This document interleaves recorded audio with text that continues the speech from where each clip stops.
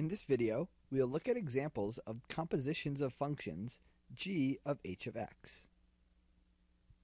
Recall that g circle h of x means g evaluated at the function h of x. As an example, let's look at g of x equals x squared and h of x as x cubed minus x. Here, g circle h of x is g of h of x, where h of x is x cubed minus x. So we have g of x cubed minus x, which is x cubed minus x squared, since the function g squares its input. Now let's work on an example in reverse.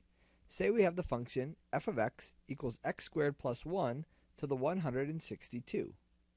And we want to write f of x as a composition of two functions, g of h of x. So we need to know what's g of x and what's h of x.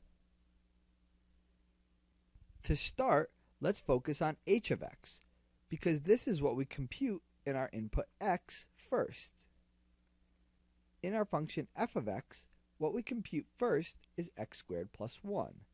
So our function h of x is x squared plus 1. Now to find g of x, we need to ask ourselves what happens to x plus 1.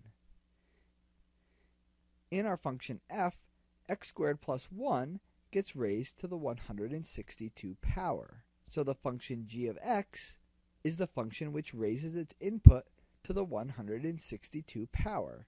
In other words, x to the 162. So we can write the function f of x, which is x squared plus 1 to the 162, as g of h of x, where h of x is x squared plus 1 and g of x is x to the 162.